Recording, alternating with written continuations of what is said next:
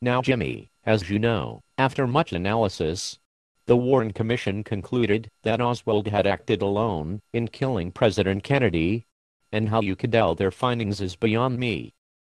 You see, the people on this commission were chosen for their ability to learn the truth through logic and reasoning. Believe me, if there was a conspiracy to assassinate the president, they would have found out about it. So don't you listen to those conspiracy wackos. Any questions? Yes, sir. I heard that while commission members were searching for possible locations where a second gunman could have hidden, Mr. Warren almost broke his leg falling into that big storm drain, just behind the wooden fence at the top corner of the grassy knoll. Is this true, Mr. Jenkins?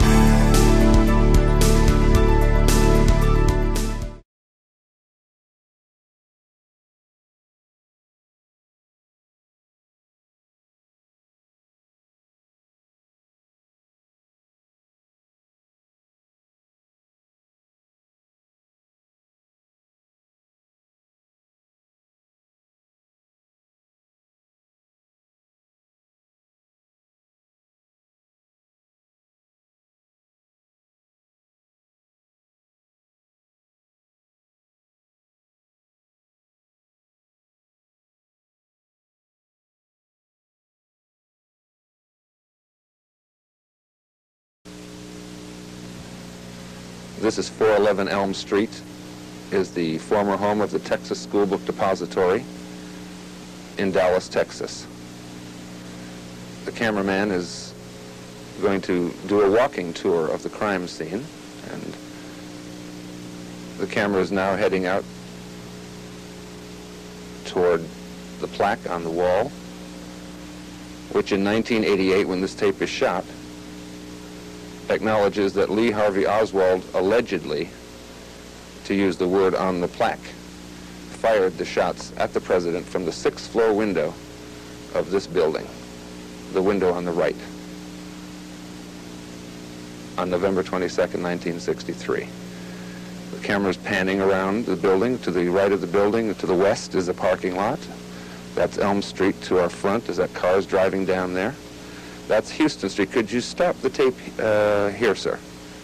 That is the street aiming toward the camera, in which the motorcade was diverted from Main Street and turned onto this street heading toward the camera so that it could turn to its left and down to the fateful Elm Street route. All right. And stop it here. This building to the east of the Texas School Book Depository, to our left, is the Dow Tex building, and it is from those windows, or windows a little higher, not in the picture, that some critics of the Warren Report have claimed the true rifleman who shot the president from the back was stationed. There were fire escapes on that building at the time of the shooting, and the angle down to the west on Elm Street is a direct angle into the president's back, as opposed to the angular shot that would have been required from the 6th floor of the depository. Now those cars are heading down Elm Street. The camera walks across and into the heart of the JFK crime scene. But again, that's the parking lot behind the depository to the west.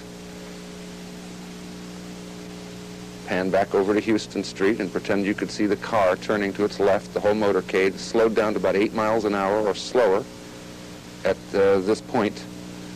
Right up here near the depository is where the first shots rang out. About 4 lines into the road down Elm Street.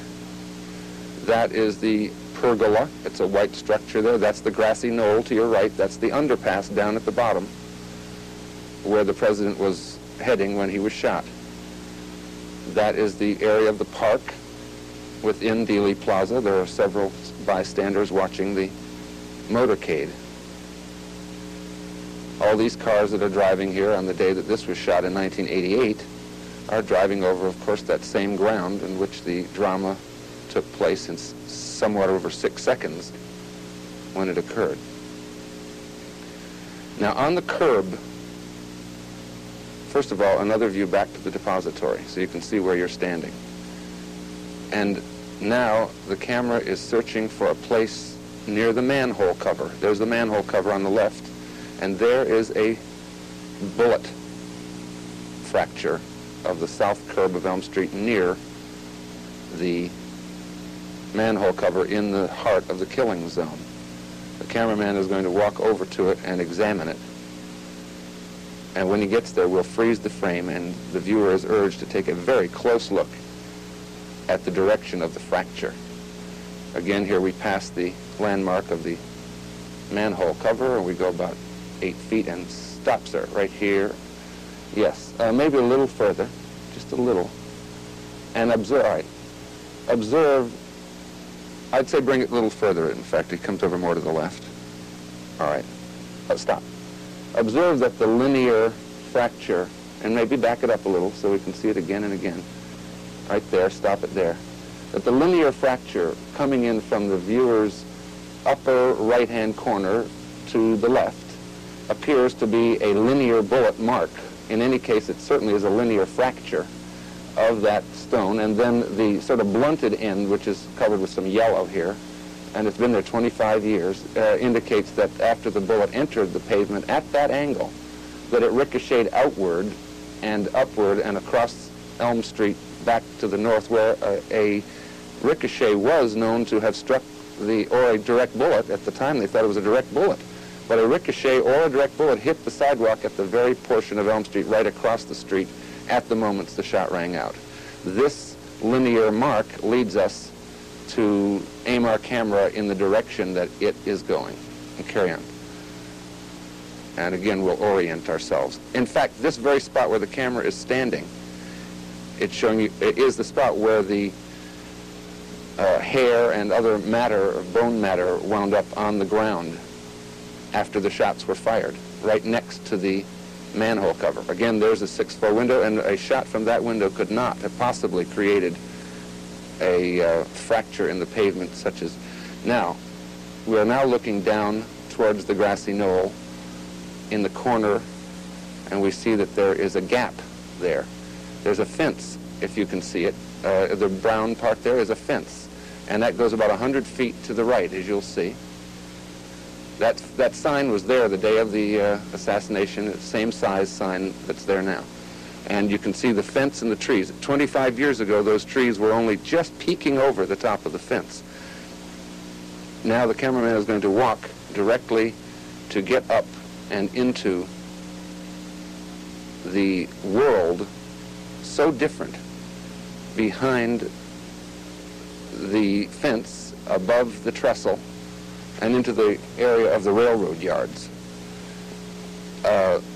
That fence, as you see, is a wooden fence. It's been there 25 years. It was brand new and painted white the day of the assassination, and the fence went all the way to the corner. In other words, that gap that we see there wasn't there then. It went completely around.